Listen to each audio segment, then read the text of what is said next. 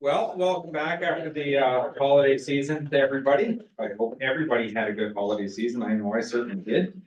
Yeah, although it was great after family left after staying at our place for a whole week. That's as much as I can take. We would like to acknowledge that the land we stand upon today is the traditional territory of the Anishinaabe, the Haudenosaunee, and the Mi'kmaq peoples. Can I get a motion to reconvene into open session? Moved by Councillor Deal, second by Deputy Mayor. All those in favor? And motion carries. And that's that the council, the municipality of Huron East reconvene into open session at 6:01 p.m. And for reporting on, council went into closed session to discuss personal matters about identifiable individuals in relation to employee matters.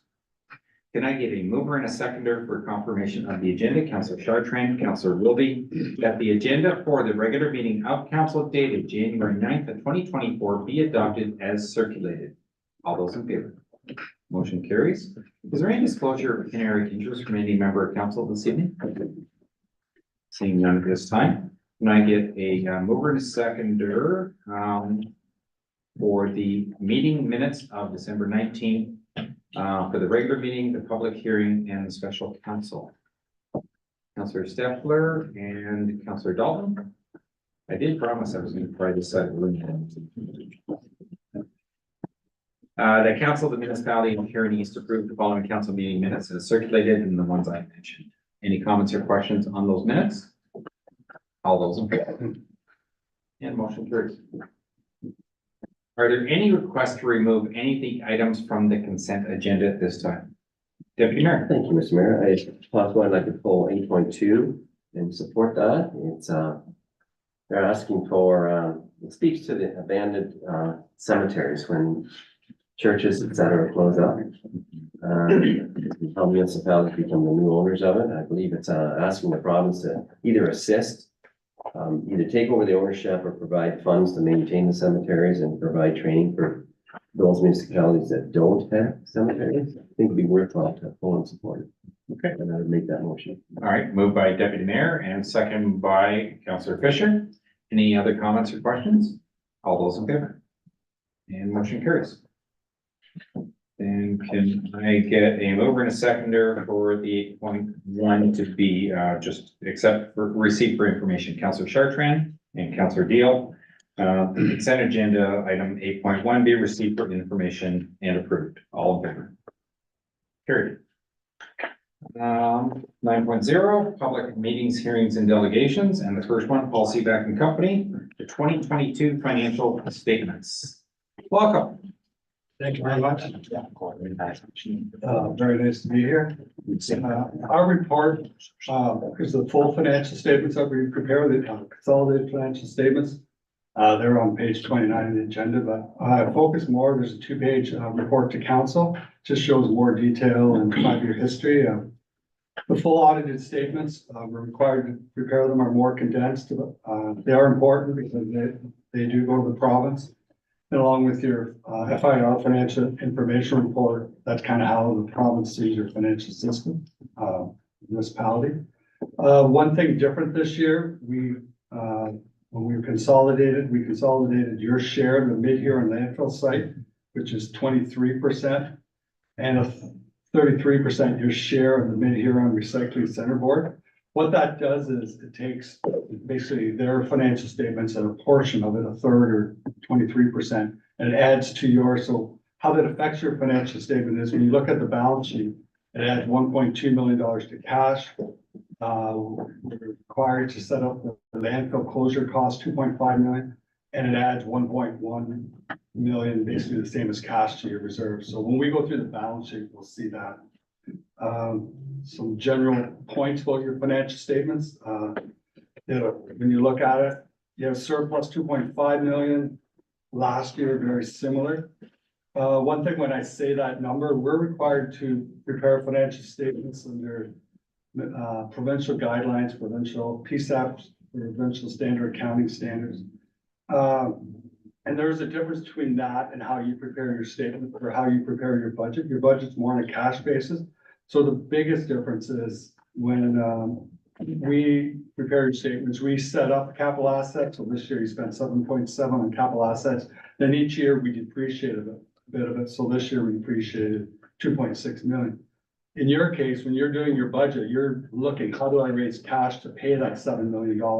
So either you do it by your mill rate, by debt, taking money to reserves. So it's just accounts differently. So that's a difference of $5 million.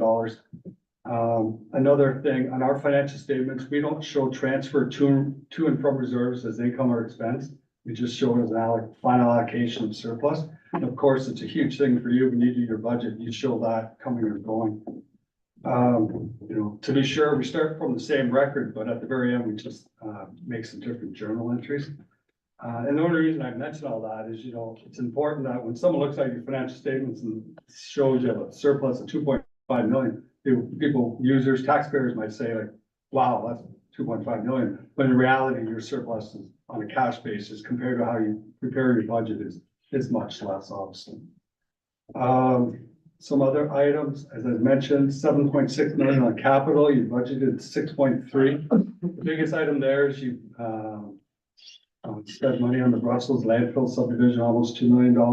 And you also bought a Freightliner truck, that you hadn't budgeted for. And of course, there were some items not completed, the Brussels Fire Hall and Waterworks and work on Princess Street. At the end of the year, your loans were 864,000, 87,000 lower than last year. Your main loan is 687,000. You took out 2020 for Main Street construction, payable over 10 years. If you had done the work completed the arena renovations, you would have borrowed some money. You didn't do that in 2022. And so when you look at your statements, that debt isn't there. It'll show up eventually, but it's not on this year's. That being said, the province calculates how much your total debt payments can be. It's generally 25% of your income. So it's basically, you know, $3.7 million, and yours is very, very low. So you're well within that limit. At the end of the year, your reserves are 12.5 million, down from 13.7.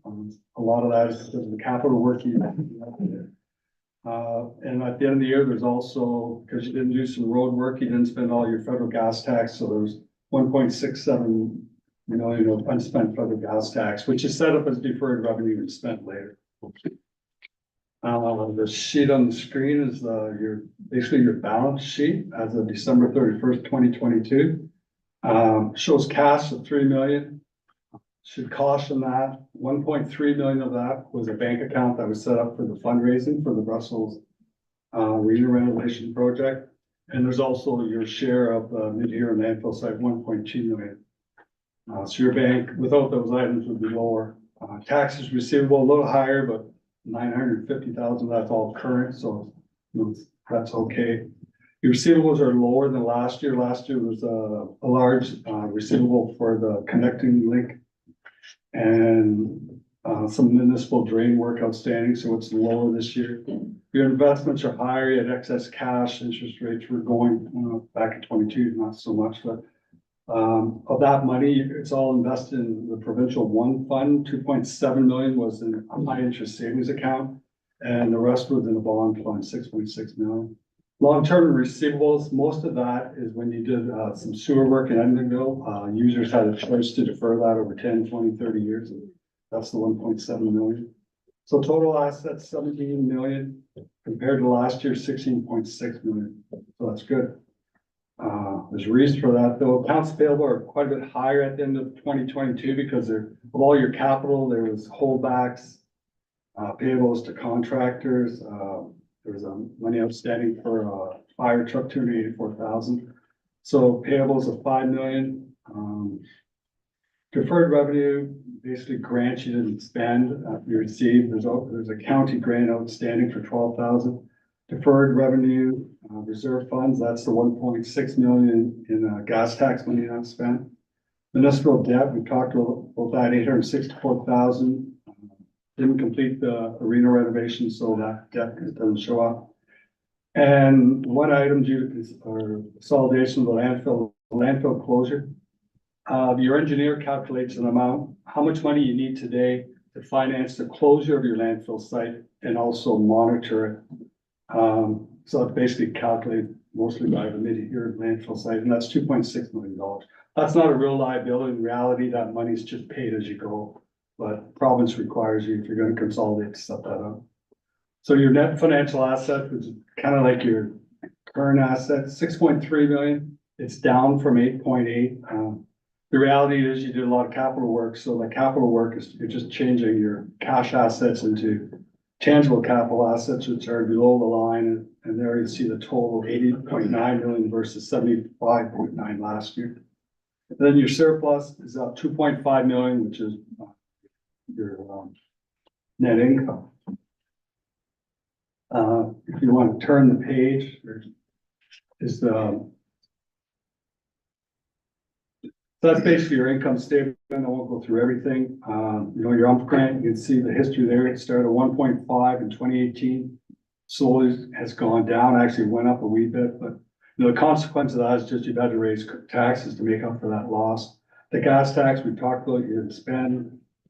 The seed grant, that's formula based, 795,000. Investing in Canada, that was a bridge structure you did, McLean Taylor contract, 396. You can tell County of Huron daycare revenue is up, but then your expenses are up. Modernization, you spent that on digital modernization and the service delivery review, 232,000. And then the user fees, you might know, recreation, hard to remember, but January, in 2022, the arena was closed for 1 month in January, so you can tell your revenues were, you know, 5 years ago, 800,000, they went down because of COVID, and last year they mostly came back. Daycare's higher. Bank interest penalties is higher, you spend more money in term deposits. So total revenue, $19.7 million. The expenses, recreation is higher because you're open longer than the COVID years. Daycare is higher, but the expenses are higher, but the income is higher. And we try to do it on a cash basis where we expense the capital, 7.6 million, and we show the reserves you took into income. So your total revenue on a more cash basis, $21.4 million. But when we convert it to the provincial rules, we take off the cash or the capital expenditures, add the amortization. So you have $17 million expenses, and the final income is 2.5 million. If you look at the past 3 years, your income's been very similar, 2.5, pretty much the same. The only mention of the full financial statements, that's on page 29. If you, there was the auditor's report, it's a clean auditor's report, so that's good. There's a debt schedule, note number 7. It just, as I've spoken, it just shows the one, 2 loans. The biggest one is the loan for the Main Street project. It's being paid down in 10 years. There is a schedule on the reserves, and it shows your reserves started 13.7 million, and the year is 12.5. It's just caution, 7.5 million of those loans are for water and sewer, and they're purposed for specifically water sewer projects. Deferred revenue, I talked about the unused federal gas tax, 1.6 million, which will be used this year or next year. The last statement of the trust, and your trusts are basically separated between some cemeteries, Brussels and Gray. Then there's 2 hydro trust funds. The Brussels one roughly worth 541,000, and the Seaforth Hydro one 2.2 million. Just one thing of mention with the Seaforth one, expenditures 181,000. They're quite a bit higher because of brickwork and work done in the post office during the year, so that's why that's higher than last year's. Any questions on anything I went over for the statements or the financial statements? Councillor Sharkman. Yeah, I'm just curious as to why the post office trust, why that would be part of the municipality's budget because, or final audit, because your company also does our audit for the C4 Community Trust. And it's our investments and stuff in capital that we're spending on the post office out Correct. of our funds, not municipal funds. So why does that be part of, the municipal's final? My guess would be that when that was all set up, and I suspect that council has control of the trust. No, it doesn't, not at all. It's always been included in, My understanding is that we have a reporting responsibility, but you're absolutely correct. We have no say in what the trust does, but we do have a reporting responsibility in our book. I can't tell you the reason for that, Ray, but my understanding is that's the way it was originally It's, set. you know, like all the brickwork and all the money Yeah. we spent on the post office, it came from funds from the trust, yeah. not from the municipality. Yeah, I think the nature of a trust, similar to your cemetery trust, you don't really have access to that money or control, Yeah, but I was just curious, Yeah. 'cause I just got your 2022 report for the C4 Development Trust, and I'm going, why is that on both of them? This just caught me off maybe we're guard. double dipping.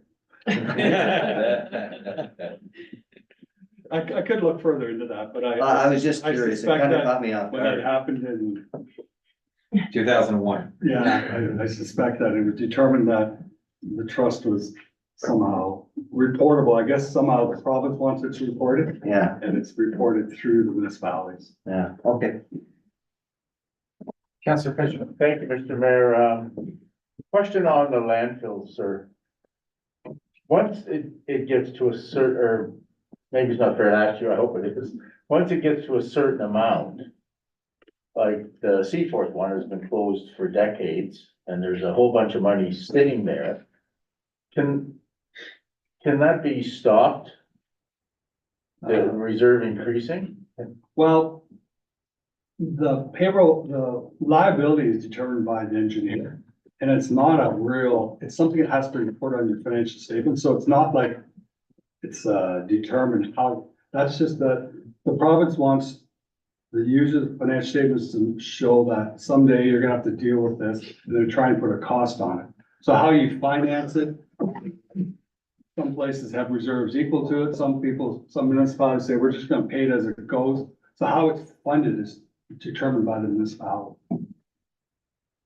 So, but once it gets to a certain amount that would cover, like, I can't see anything Well, earth shattering yeah, happening see, to the that engineer, landfill. probably in the Seaforth engineer, it's been closed, I believe. Oh, yeah, And the for water, decades. and all there is monitoring, it's probably, the clay issue and everything's all been determined, and they're probably monitored, and the costs are very minimal. And, really, there's probably most of the liability set up is for Morris Turnberry, your share of that, and the Huron landfill site, which is closed also. So where I was going with this, I wondered if we could, at some point, take the interest on that reserve and use it ourselves. I think you have control of that reserve, and it's not designated for anyone, it's not like your building, It's not locked in. it's not like your water, so I think my guess is you can deal with that reserve how you please. Thank you. Any other questions? Okay. Thank you very much. Okay. I don't know what else I got. I would like to thank Stacy. We come here and everything we asked for was provided for, any question was answered, and we appreciate your cooperation. If I can, I do have one question. Since you do the audit, I presume you do more than just check the financial numbers. You also check the procedures and policies and stuff like that. Are there any recommendations that we're not doing that you would recommend would be a good move? We've gone through the process, and generally, a lot of the controls are things that kind of outside of, like, the daycare, the arenas and so forth. We've kind of gone through all that, and there are procedures, and we're satisfied with those. We will prepare a management letter saying the same. No, that's not saying everything perfect by no means, but as far as, major, comfortable with your internal controls that way. Okay, all right, thank you.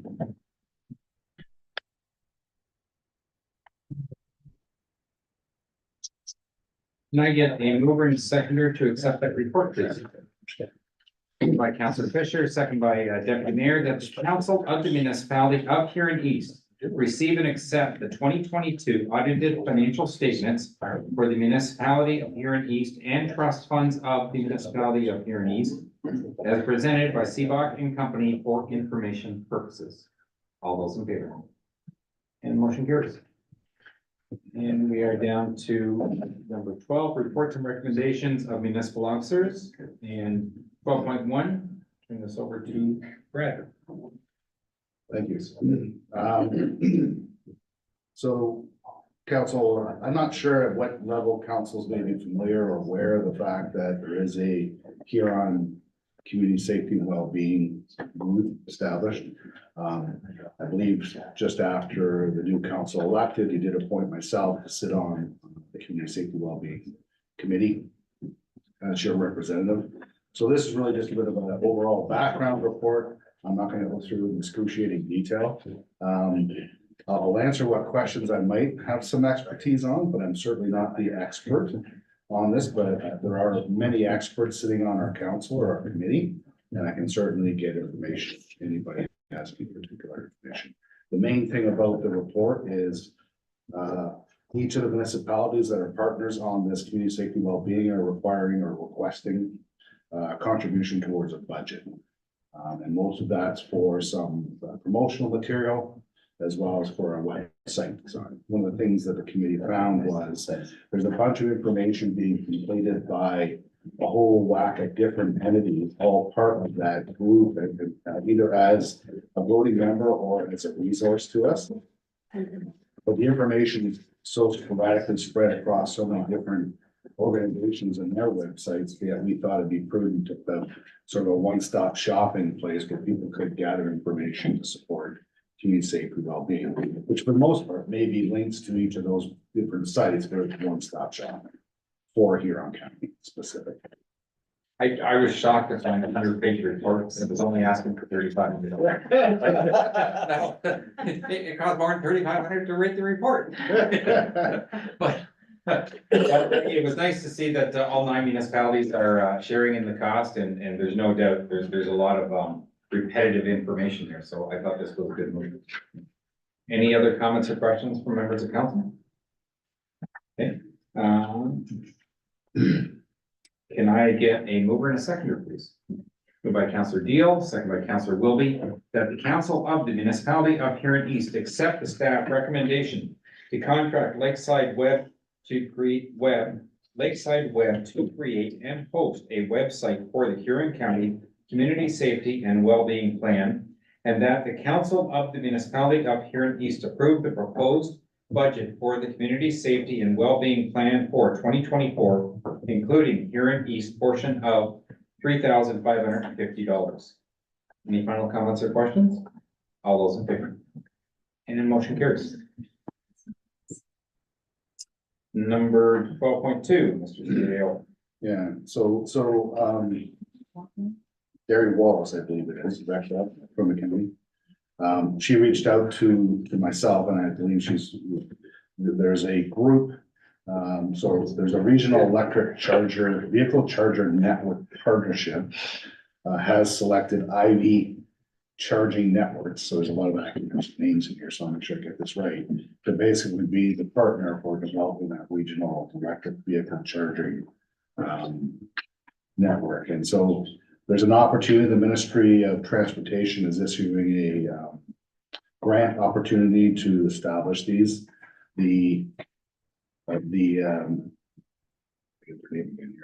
regional EV charger network has identified that the one location in our municipality is in front of the C4 library that they would like to propose putting forward. And so the process is to apply through the MTO for the grant to install it. It's 50% grant through MTO, and then Ivy will cover the rest of the cost. So the net story is it's zero cost to the municipality to put it in. It also has zero revenue to the municipality because all the revenues go forward towards the operators. Mainly, all that's required is to make sure council understands that we're submitting the application. And secondly, that we'll have to grant them permission to use sort of our facility property to run that EV charger. So it's an opportunity to expand the regional network for EV chargers.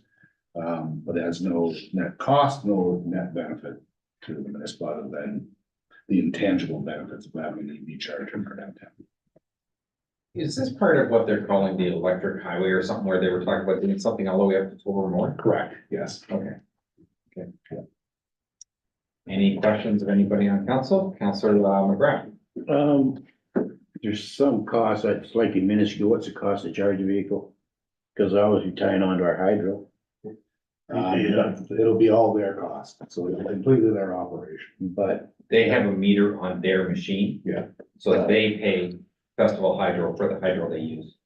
So it's charged directly to Festival Hydro to them. Yes. to them, and then they also, if someone charges their vehicle, they're paying to them directly. That's fine. I just, Yeah. Councillor Fisher? Thank you, Mr. Mayor. I was intrigued by this because we heard about it at county a couple years ago. It's a level 3 charger, which means you can charge a vehicle in less than an hour. I'm all for it.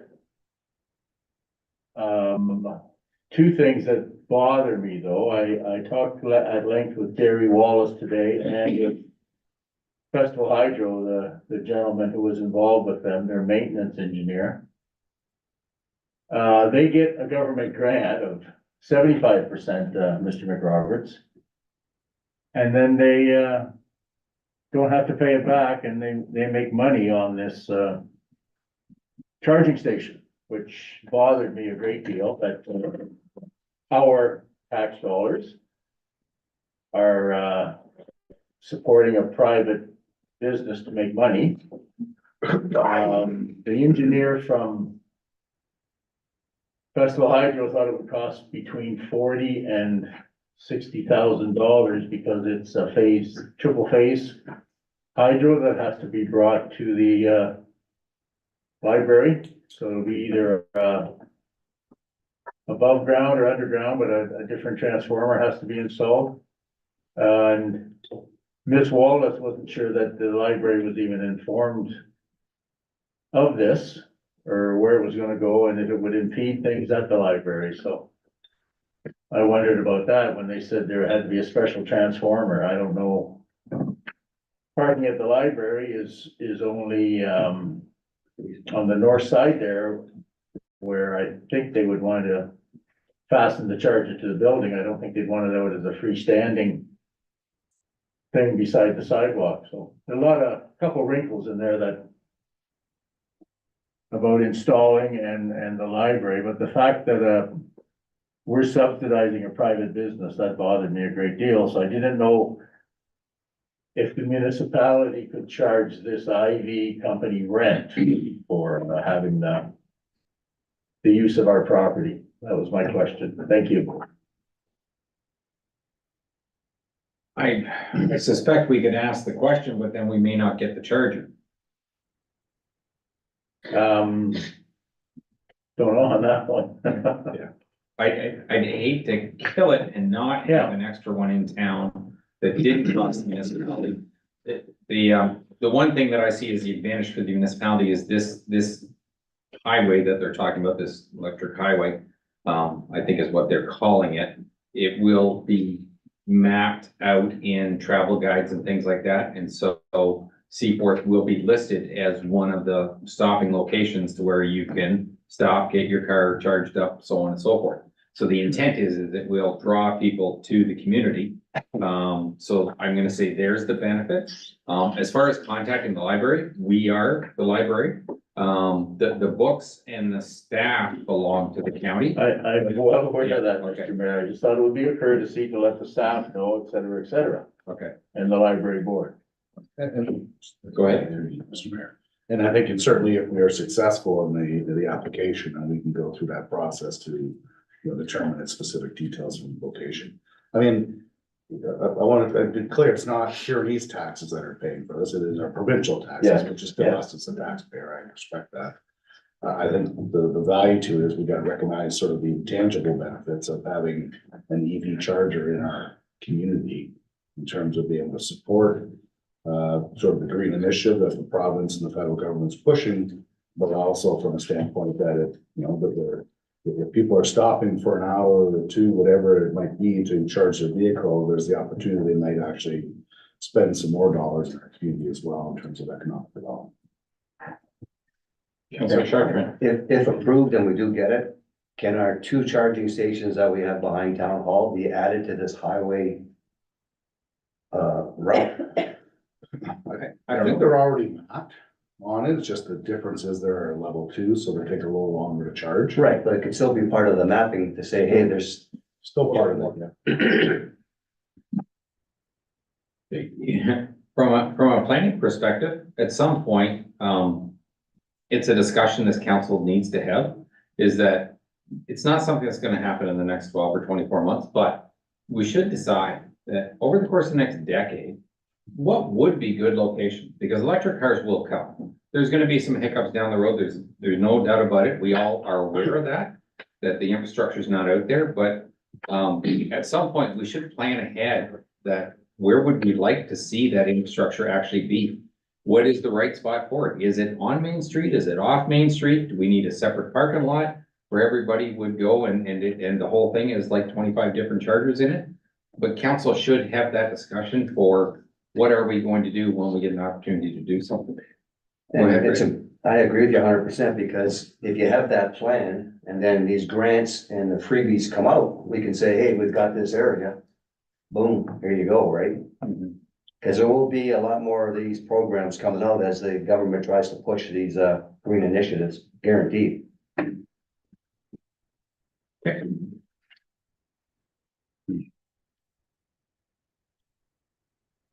I need a mover and a seconder for the grant application.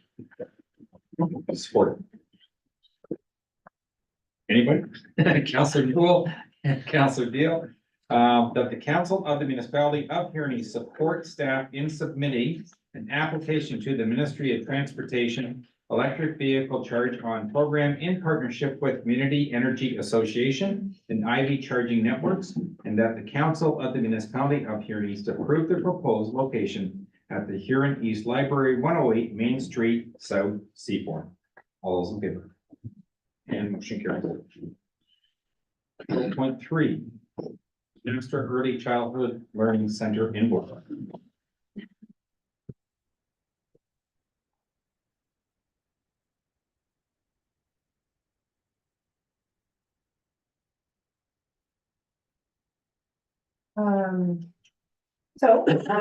This was in reference to the meeting in December, where it was brought to our attention about some daycare fees.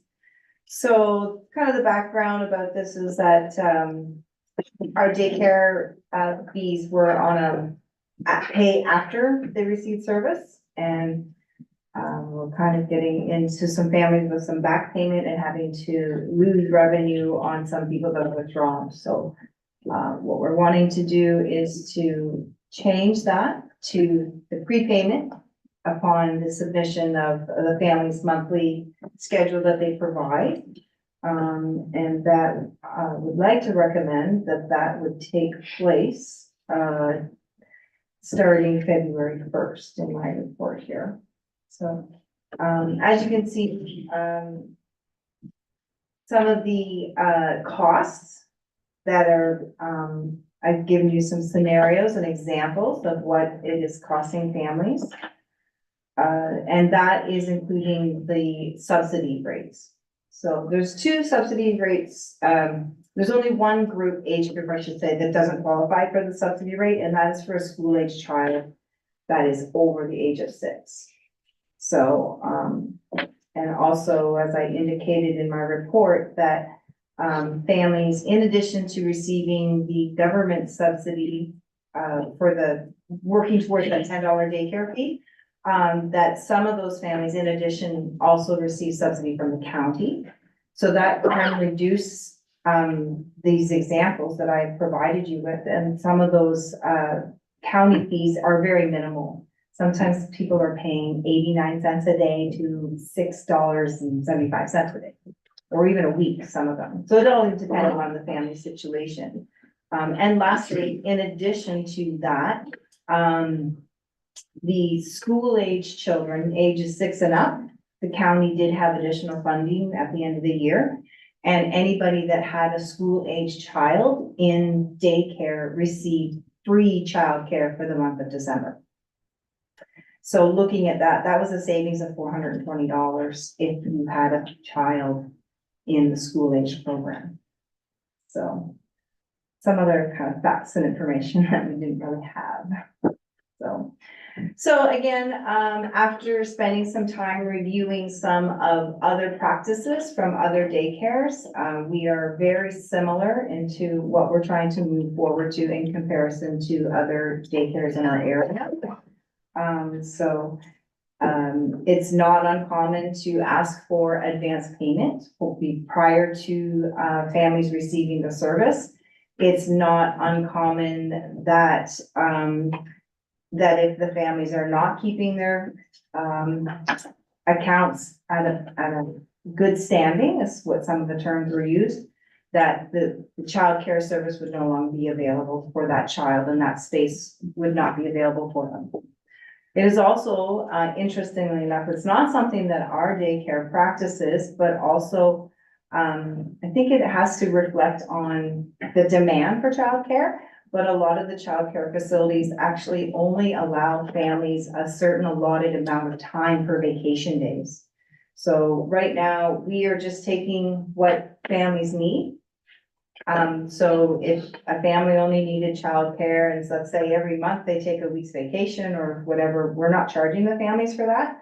But if you're looking at some comparisons, some of the daycares are only allowing 10 to 15 days total. So out of just a randomly 365 days out of a year, they're only getting 15 days of not paying daycare fees. So just as an example. So that is something interesting to possibly think about in the future. But anyways, again, not uncommon practices. And again, the same thing as the other issue that was brought up, is if a child is sick. So that if a child is ill, that space is still being held for you, so you still have to pay for that space. Okay, so my final comments were that basically what we're trying to do is we want to make sure that our daycare is operating at full capacity with families that are willing to pay their fees and keep their accounts in good standing.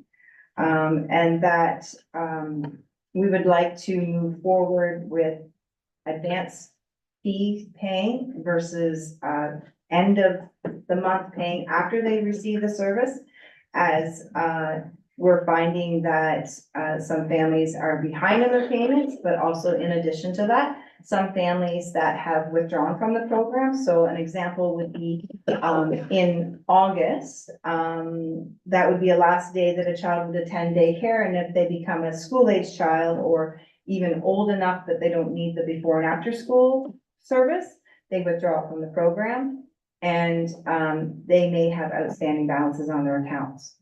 And we don't have any ways of recovering some of those fees because they may not be municipality attorneys, property owners, or from a different community, etc. So we may lose out on those fees. So it's just recommended that we move forward with advance payment. Lisa, thanks for the report. The information was good. It just raised a question with me. So, I believe the daycare had the first week of January off, the same as schools do. So a lot of those parents, though, that used the service probably had to go back to work first week of January. I presume that there is enough services out there that they can find alternatives when we're not available. Mhm. Pardon me? Program. It's called Grandpa. Yeah. I did use the ice up here a couple of days. I took it off and I took the kids skating, so. Okay. So in the past, and again, I'm just kind of going by some of the knowledge that I know from the past, was that a questionnaire was always sent out to families as to who needed childcare during the school break holiday. Typically, we had always had taken the one between Christmas and like the first week, right? Or whatever it was. And then the survey would always come back that it was very few children that required childcare. It wasn't enough to warrant bringing in even a couple of staff. So, and I think, in addition to that, during COVID, when we weren't allowed to, combine children into one classroom. And again, I do believe they still try to refrain from that too. So, but I can't say to whether that happened this year or if it's just become a normal practice. And in addition to that, most of the daycares around here are doing the same thing. I think I found one daycare that operated this past week from January 2nd to the 5th. But other than that, everybody else is closed for the 2 weeks. So. Thank you. Counselor Stepper. Yeah, just a couple of quick questions. Do we use a collection agency at all for families that, I know we don't want to, but would that be a means of, you know, it's like any business, you go small claim, you go do your collection to someone that you have no means to, or not means, willing to pay because there's no care anymore? I don't know the answer to that question, and. Stacy? Yeah, no, we don't use a collection agency. We have the power of the property tax, you know, we can. But if you don't own that property. Yeah, that's the only, this is the only issue where this is. Okay. There's really a problem, is with the non-residential families. Okay. And then the second question is, how close or how far away are we with the $10 a day daycare and selections of which ones qualify, which ones don't? Some of them are right now, it didn't change much this year, but it's like, it was $12.40. Okay. So, and again, it all depends again on the age range. So, I don't have that information on hand right now, but, a toddler was more money than a preschooler and, yeah, so. Okay, thank you.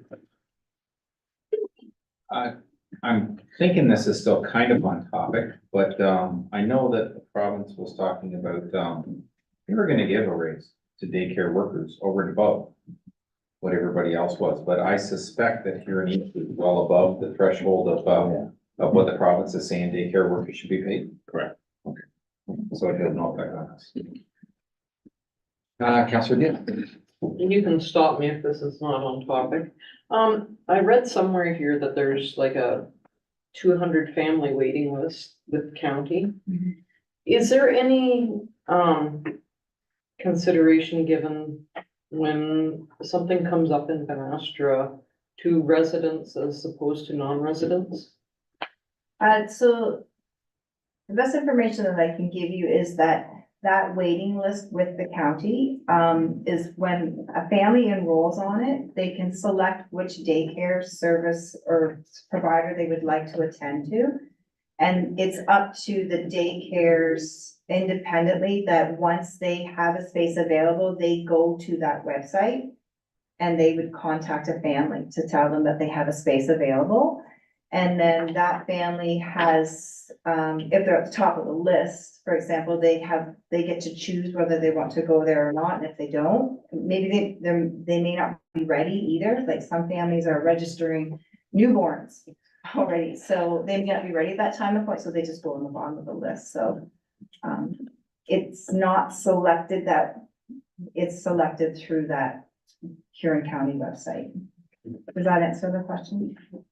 Yeah, I know, I guess, I no. would like to see that swing, but I don't know whether that's. I was told at one time that we can do a little bit of preference to try and get Huron East families in over and above others. I think there is a little line from what I recall is that you can put that preference, but I'm not sure if it was, I'm not sure all the details on it. Okay, Counselor Fisher, you were next. Thank you, Mr. Mayor. I think we should go to a collection agency for these, families that we can't get it on their taxes. the county does it with, people who don't pay their rent in, the county assisted homes, I think that's something we should do. Thank you. Counselor, sorry, Grant. Sorry, Ray. That's okay. I understand about the 200 list on the county program, but at one time, our own daycare had their own waiting list. Do you still have, do we still have our own waiting list, or do we have to be part of this Huron County? You have to be part of that Huron County one. Now, they do, okay, so now it's starting to come to me. We can give priority to families that already have a child enrolled in our program. Right. So if somebody does have a toddler in our program and they have a new child coming up, they have to be 16 to 18 months to join, they get priority to get an empty space if we have it. As I recall, Tammy used to have a waiting list, Yeah. our own waiting list there that we could say, you're in East, yep, you can come in, you can come in. And from what I understand, the things have also changed, so as well, is because of the subsidized daycare fees, then the demand for daycare came quite high. Yeah, for sure. So, Okay, thanks.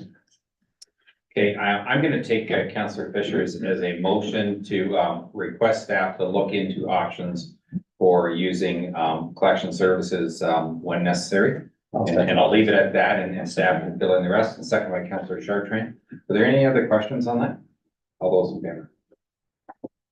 Passes, thank you.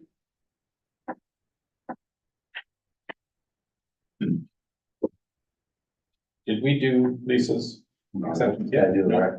All right, can I get a mover and a seconder for Lisa's report? Counselor Fisher and Counselor Deal, that the council of the municipality of Huron support the invoicing of January 2024 daycare services to be issued on January 15th of 2024, with payment due on January 31st of 2024.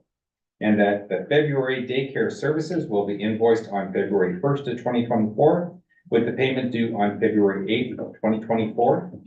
And further that to March 1st, 2024, all invoicing for daycare services will be issued on the first business day of each month and payment due within 7 days.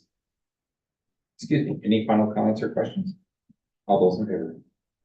And motion carries. We're down to community services recreation rate changes. I'm assuming that's you, Lisa. yes. So a little bit of background, information is that when the municipality had created our, recreation advisory committee, we had strategized some of the things that we wanted to see changed and improved within our municipality of Huron East Recreation. And one of those things was to, unify recreation. And so this report here is based on wanting to start to unify our recreation fees. Just an example that I had in there is that, we have two arenas with an auditorium in them, and, each auditorium have different rates. And also some of the rates are very variable as to who's using it, what they're using it for. So in hindsight, if I wanted to rent a space in Seaboard, I'm paying a totally different price than what I would pay in Brussels, and it would depend on what I'm using it for and who I am. So wanting to unify that these, and again, these spaces are similar in size, and regardless of who's using them or what they're being used for, they do have to be set up and then they have to be taken down and maintained. So I'm wanting to unify that in particular. In addition, we also do have similar programming within the municipality. So we have an indoor pool as well as an outdoor pool, and offering very similar programs. So wanting to unify the fees for that as well, and making the programs also very similar. There are some little differences as to For example, Vanastra, runs an 8 lessons for a session of swimming lessons. And Brussels is running some sessions at 15 lessons and some are 10. So just wanting to unify that as well. So to get the price to be the same, and the quantity of the lesson, the program the same.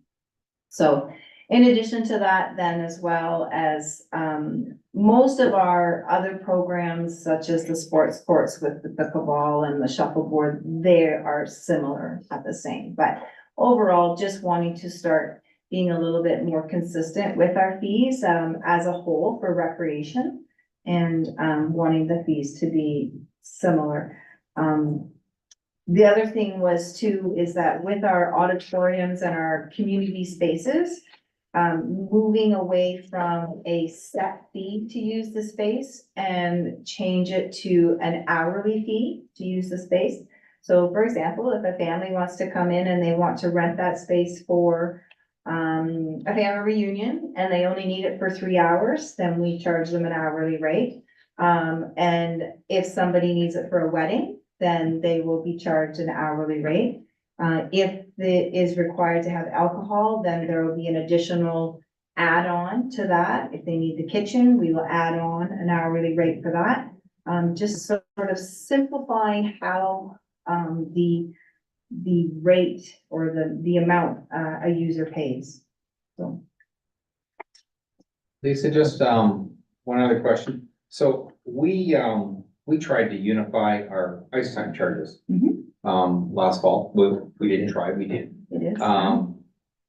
I talked to both the mayors of Blue Water and Central Huron about it. They had already set their rates for the year, but it was certainly my impression from the mayor of Blue Water that they agreed with what we did and felt that they would probably be jumping years up next year. Central Huron didn't get as clear a forecast, and I'm not sure Jim really had an understanding of who really decided that, or set them, or whatever, or what they were going to do. But they were interested in the fact that we were making the change. Do you have a counterpart at those municipalities that you could contact? Because if everybody's going to kind of get on board so that no one's robbing from anybody else, we don't want to wait until next September when new rates come out again to have the discussion. I would say we're in the time frame right now when we're setting budgets for this year. Now's when the discussion should happen. Is there anyone that you can contact? In Central Huron? And Blue Water? Such a hero. Yeah, I can reach out to them. Okay. Yes. I would remind them about the fact that we did change our rates. We unified them between our facilities. And just see if they're accepting of that. They'll probably want to know how well it worked for us too. Yeah. Which I think it worked out pretty good, Councilor Newt. Just when it comes to making equal rates, they're not equal facilities necessarily. So you might say ice is ice, but if you've got 6 dressing rooms and you've got an Olympic size ice pad, then you can divide into two halves and things like that. There is different prices associated with it and different costs to operate those facilities as well. So sometimes it's difficult to compare, make a direct comparison that it is just an arena. There's all the other amenities around it. So that could be a challenge. I agree, and those things make sense, and I don't want to get into the weeds of you unifying all of your costs. And I'm trying to think of some of the things, like, I know there's sometimes some pretty elaborate programs in the past that have gone on in the Brussels Rec Hall, compared to what's happened here. But I do know that, there was at least programs in the past prior to COVID where seniors used to come. It was either every Tuesday or Wednesday. They'd be there for, an hour and a half or 2 hours in the afternoon. They didn't really need anything except for just a room, and people would come in, they play music, other people would come in and just listen. It's not like they made the hall dirty other than foot traffic.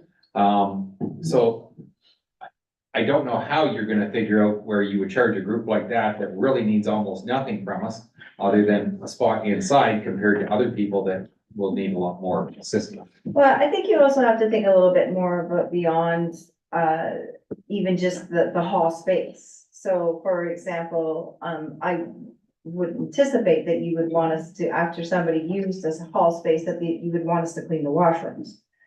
Right? So there is the washrooms that need to be cleaned Right. and the material or the paper product that needs to be done like that. And depending, maybe you have a family that didn't use a washroom or they only use two, right? Or out of 10 stalls, but at the same time, the staff have to clean all 10, right? So that space still, again, regardless of what it used for, and even how dirty it gets, it's still foot traffic. So the whole floor still needs to be swept, the whole floor still needs to be mopped, and all the bathrooms need to be cleaned.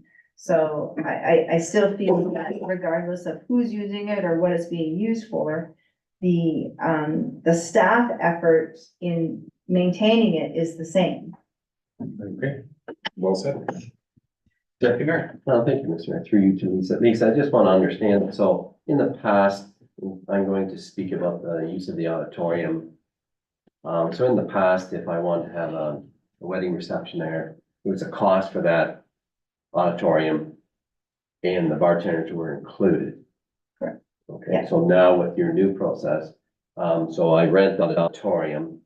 So then I have to layer in on top alcohol, event hourly rates, and then if I want a kitchen availability as well, that's another layer. Mhm. Okay, perfect. No, I just want to understand that, so. So, and the goal is not to increase the whole overall total, but it is just to create a base rate, right? So here's the hall space. If you want to use the hall space, this is how much it costs per hour, which includes using the space and the bathrooms. Now, if we want to have an alcohol event, then we need to tack on an additional hourly fee, and it's not a double or anything like that. It's just sort of nominal as to getting it to what it would have been. So just another, for example, is that your set fee, that same person might be paying that set fee for 3 hours. Whereas somebody for a wedding was paying that same set fee for 9 hours. It just doesn't really make any sense. No, I think it's much fairer like this here. I think we're easy to understand anyways. Yeah. Thank you. Councillor Newell. Thank you for your report and thank you for unifying the prices that we've discussed at our RAC meeting. That's the kind of stuff we're looking to have done. With the changes, I think there'll likely be some regular users or stakeholder groups that prices will either go up for them or down for them. When do we think these changes will come into place and how can we communicate to some groups that their cost may be noticeably higher? If it's a group that is doing fundraising as an example, and they've manually looked at having a rate of X, the rate's Y, that kind of affects their budgeting and stuff like that. So just wondering when it would come into effect and how we would communicate it. So again, after this report, then I'm going to work on the changes of the rates, so which would be for the bylaw rates for 2024. Okay. In addition to that, I have also done a market check on everything from all of our recreation programs to facility rentals, everything in all my department umbrella here. And so I have done a market check in that as well. So I'm wanting to just make sure that we're not taking ourselves completely out of the spectrum. But yes, there will be some organizations that may be affected a little bit more so than others. But again, bringing it more to an equal opportunity for everybody, that if you rent the facility at Seaforth, it's going to cost you the same, and maybe Seaforth is books, and then you could go to Brussels, so, and it's going to cost you the same. But yeah, and in addition to that, I've also kind of having a look at, if we're talking about our auditorium spaces, okay, because that's where, the biggest impact is going to be on some of our organizations, like our service groups and everything that are using it, because they are paying different rates. Is that our auditorium spaces aren't being utilized the same as they were 10 years ago. We have very few weddings in our auditoriums, very few, special events. We want to per se, a pre-wedding event or, so there's very few of those. People are seeking out different, venues for that. And so, our auditoriums are being used more for senior recreation again, or recreation for everyone as a whole. The whole pickleball is taken off and same as the shuffleboard. So, unfortunately, again, like I had said with my daycare comments before, is that, it is gonna change and it is gonna affect somebody. But at the same time, we're moving forward and wanting to make better use of our facilities. Councillor Wilby. Through you, Mr. Mayor, to Lisa. Have you ever thought of, like NASTRA rates used to be in the Central Huron, book that came out in the mail? So Huron East could have a book with all these things listed, and that way you just go and you look. It is on the agenda through the Recreation Advisory Committee. But again, it's just kind of baby steps or Right. it's there. Yeah, just throwing it out there because I have received that in the mail and so then they know what the rates are, so. Mhm. Councillor Steffer. Yeah, similar question, but a bit more, I guess, techie. Are we anywhere near where somebody can go online and just look at our facility, say, hey, this is available, book it, like you book a hotel in wherever, okay, I want to book that, this isn't available, but this is. Takes our pressures off our arena managers and our day-to-day operators. And yeah, so I think that's as important as streamlining into that. It's a Yes. timing thing. Yeah, so I have done several demos with some recreation online software platforms. And I narrowed it down to 2, and I pulled in the staff and department heads to have a second demo on the 2 organizations that I had preferred. And so now it's just a matter of making that selection, so Thank you. getting closer to. That was your same question? Yeah, I was gonna ask the same question, yeah. Okay, all right, thank you. Okay, if there's no further questions, I Good need report. a mover and a seconder for the report. Councillor Deal and Councillor Newell, that the council of the municipality of Huron East unifies similar recreation user / service fees for the 2024 budget. All those in favor? And motion carries. Thank you. Thank you, Lisa. Thank you. Next, we have, Barry's got some tenders out there. I don't know if anybody has any questions. There are, I think there was 3. Okay, so if I get a mover and a seconder and then, Councillor Deal and second by Councillor Chartrand, that the council of the municipality of Huron East accept tender HE 04 2024 552976 Ontario Limited for dust control at a unit price of $429 for the total contract price of $338,910 before taxes. Wow, I remember when that stuff was $290 some. That's a long time ago. That's crazy. Okay, are there any comments or questions on the tender? All those in favor? Motion carries.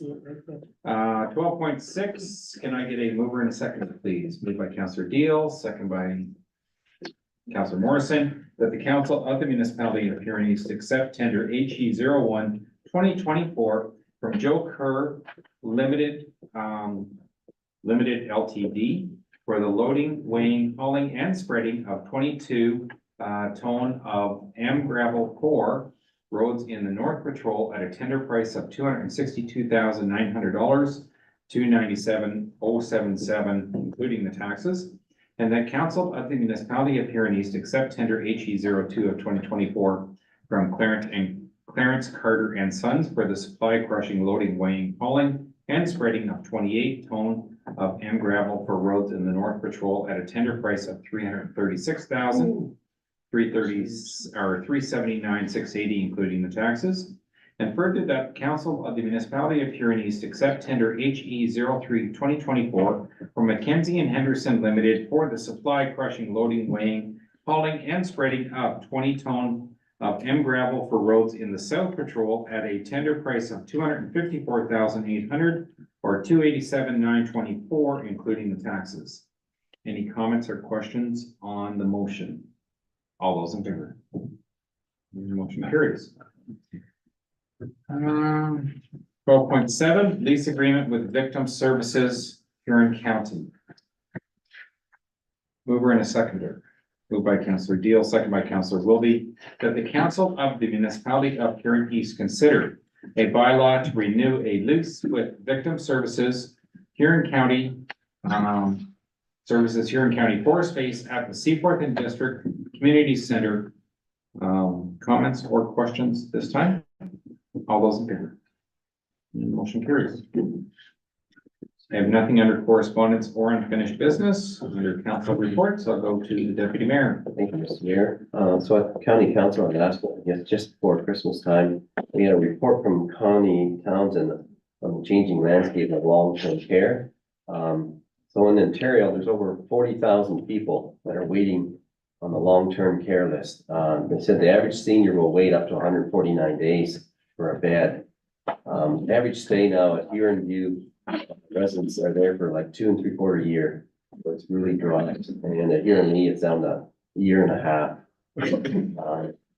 The wait list at Huron View itself right now is 187 people on that wait list, and Huron Lee there's 131. So there certainly is a need there. I think in Huron County was about 1,381 people are waiting on the wait list. I think just in Huron County alone. So I can't remember that, and you might have to answer the question, but I was trying to have this discussion during the break with Councillor Fisher. But what surprised me was they talked about the fact that people put their name on the wait list so early that they actually go through the wait list multiple times. And once you get asked if you want to take your spot, if you don't, you go right to the bottom. And some people get asked so many times, they just take them off the list altogether. So the thing is that although the wait list may be extensive, how many people have no intention of ever even using it in the next decade if they don't need to? So it kind of skews it a little bit. And I couldn't remember whether you got 3 opportunities or 5 opportunities before you automatically got removed. are you talking about the long-term care bed? Yes. Or the apartments? See, I thought it was kind of all the same. See, the apartments, I think are different. I think. But anyway, that's very possible as well. So. Yeah, Because I know with the apartments, you get asked 3 times. okay. And they can go down the list a long time, or a long ways before they find somebody that wants to actually move in. Because some people put their name on the list and they're still quite comfortable in their own home, so. Actually, you're probably right. It probably is the apartments because the long-term care stuff, you wouldn't be on the list just with Huron County. That's through CCAC. That's right. Yeah. And there's when they're trying to get booted out of a hospital or something like that, you get asked, but sometimes you don't get to go where you want to either, so. And when speaking of the apartments too, they raised the rent of the apartments, so a 1-bedroom apartment jumps to $1,300, and for a 2-bedroom apartment, it jumps to $1,600. I think you made the point too, that not everybody gets raised. It's when new people move into them apartments, that's when they have to realize the new rate. Motion was passed in at the county council as well, take over the maintenance of the defibrillator at the Optimus Park. That was important among them, so that was passed. Thanks for giving that email ahead of time. Good. There was a report from Public Works at the county, the intersection at Highway 4 and 25, the traffic lights, they're basically everything there and ready to go. I think they were just running the hydro to it, I believe that's right. Remember it said at the last, and then, so that might be done already in the first January is when they go through the learning process with the lights, they're getting them working properly. So that project was slightly over budget. I think it was a 2.5 million project, I think, and was slightly over. So we got a good report from Clara Leaney, I believe. She's with Economic Development Department. She introduced a program that they're going to try to roll out to try to address the labor concerns at in the county itself. And how they're gonna do it is they're gonna try to target people that already live in the county that drive and work outside the county. So it's kind of a novel idea. I think everybody thought it was a good idea. They're gonna try to get the message across, the billboards, radio, county website. And the model that they want to try to stress is drive less, live more. So it's certainly a good idea. When you think about it, the number of people that live in Huron County but are that drive out, you know? So, also there was a motion passed there to discontinue the Huron Heritage Fund, so. And I should also say too, when we're talking about the long-term care, homes and stuff, there is a report coming to county council. We're gonna take a deep dive into it and, sort of investigate that, so. I think that's all I have to offer. Thank you for that. Next, I have other boards, committee meetings or seminars. I did have a little bit of information. So I sit on both the Mid-Huron landfill and the recycling board. The Mid-Huron landfill, although the auditors talked about, we have like technically it could be a $2.7 million deficit there. Now, the landfill had, when we closed, it was about $5 million in the bank. And I think we've got over 4 in the bank now. We're covering all the costs where the majority of the money went, and this has been a frustration since the day we closed the landfill, is that the engineers said we had to, and I forget where it was, but we had to haul a special blue clay from somewhere to cap it. It cost us something like $800,000 to bring in clay, because it had to be this special blue clay. And we're still getting too much water leaching into, and so we're pumping this leachate out. And that's where the majority of all of our money goes. Although we do have to pay an engineering firm to do the monitoring, it's the cost of hauling. And we're talking in the millions of liters a year that we're hauling away from this. And of course, if we've got wet periods of time, we're hauling a lot more. So there's no doubt the atmospheric weather is adding to the leachate that we're hauling. And the unfortunate part is we're hauling more water than hauling anything else, but we have to haul it away. So we have tried over the last 2 or 3 years to work with engineers, and we just weren't getting any place. So we basically challenged staff to, you need to go out and find a different engineering firm, one that's willing to work with us. Let's come up with some suggestions. And we did. They put out some very detailed information. They went to a number of different firms, and I'm happy to say BM Ross came back, and BM Ross said, you know what, we think we can do something here. We can't give you a price on that job. And we got some outrageous numbers that came back, and people, oh, we can solve all your problems and it's going to cost you this much. And I'm sorry, but we just didn't believe what we were hearing. BM Ross said, look, we're going to charge you so much an hour, but we can sit down and we can discuss different possibilities and things that can be done. And so I think we're actually having a meeting either later this month or next month, which wasn't one of our normal scheduled meetings, so that we can actually get some ideas and sit down with the engineers and start to work on this. Because although we technically have over the 50 years, we'll have to pay about 2.7 million based on what it's costing us right now. If we get this leachate problem under control, it may not cost this municipality anything. And this board is trying really hard to make sure that we've already got the money in the bank that we need to do the job right. Our recycling center, I'm proud to say that last year, I think we gave the $5,000 back to Huron East that we were supposed to pay each year just to keep things afloat. We're giving it back again this year. And we're to the point where we think we can even start to build a little bit of reserve for the equipment and stuff that we're doing. We bought a brand new set of scales for the place. So we've turned things around. We've got a recycling center, so people that have waste that they can't put in their bins for our regular pickup service, they've got a spot to go, and it's not costing the taxpayer anything anymore. It's being paid for by the people using the service. So it took us a few years to get there, but we actually got there, and we're very happy about that. So that's my good news. Are there any requests by members at this time? Councilor Chartrand. Yes, I would like to request staff to bring back a report as to who is tracking the pledge donations for the Brussels renovation. Who's tracking it? How are they, what's the procedure? How do you get notices out to people when their time is due? Because some people said I'll pay over 1 year, 2 years, 3 years, 4 years. I want to get a good understanding on how this process works, because in the long run, if we don't get the money that people said are gonna pledge, municipality is gonna be on the hook for the balance. So I want to understand how the process works. How do you notify these people ahead of time that their pledge is coming due? Like, I want to make sure we got a good handle on this process, because we're putting a lot of money into this project. Okay, so the request is, a report explaining the, pledge process and collection. Yeah, you can even include in there if there's anybody in arrears or, you know, that type of stuff, just to get a feel for.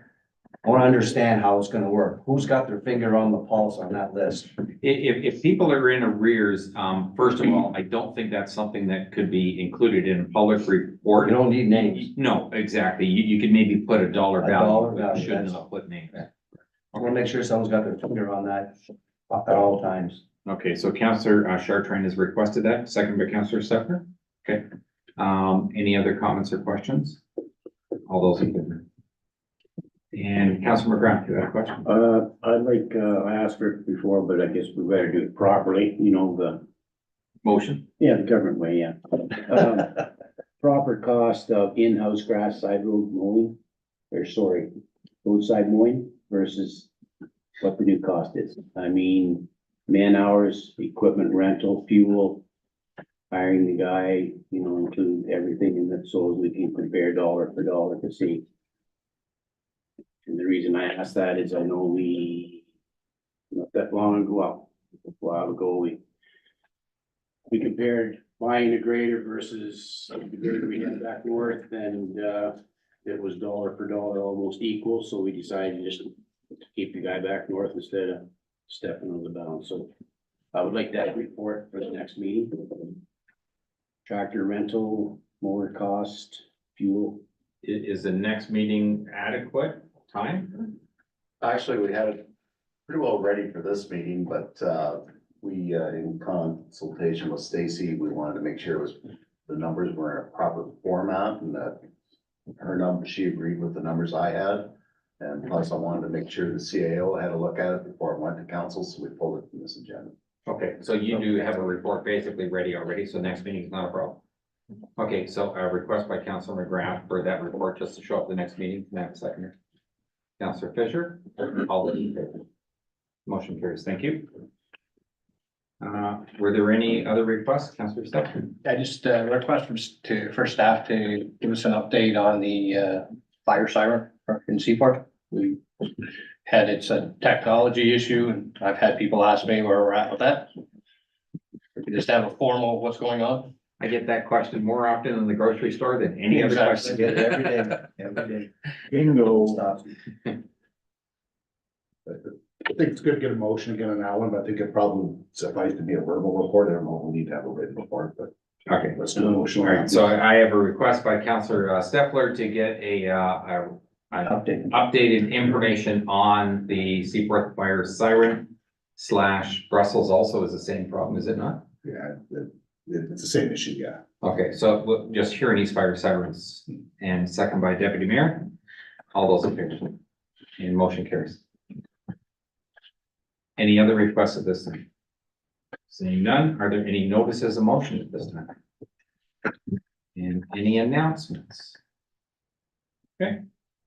Down to bylaws. Can I get a mover and a seconder, please?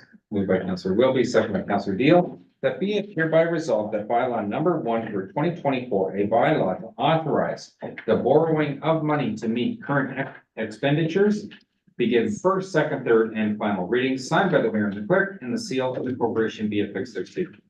All those in favor? Motion carries. Mover and a seconder for bylaw number 2, Councillor Morrison, Deputy Mayor. That be it hereby resolved that bylaw number 2 for 2024, a bylaw to provide for the erection of stop signs be given first, second, third, and final reading, signed by the mayor and the clerk, and the seal of the corporation be affixed thereto. Barry, Is there no yield signs left in the municipality? Is that the scoop?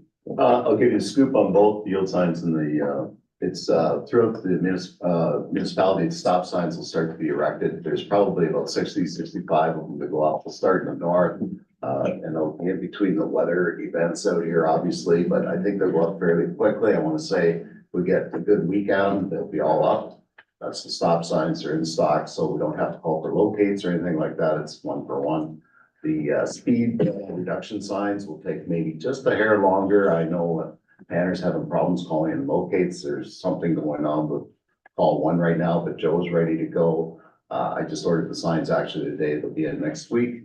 And again, the weather event, once they go up, then they're enforceable. But right now, the rules of the road are the same. They're unchanged. If it's a yield sign, you obey the sign. If it's 80 kilometers, you obey the sign until they're changed. That's when everything changes. Okay, all right. All those in favor? And motion carries. Thank you. And a mover and a seconder for the third bylaw. Councillor Deal and Councillor Newell, that be it hereby resolved that bylaw number 3 for 2024, a bylaw to authorize the execution of a lease agreement with the Victim Services Huron County and to repeal bylaw 58 of 2021, be given first, second, third, and final reading, signed by the mayor and the clerk, from the seal of the corporation be affixed thereto. All those in favor? Motion carries.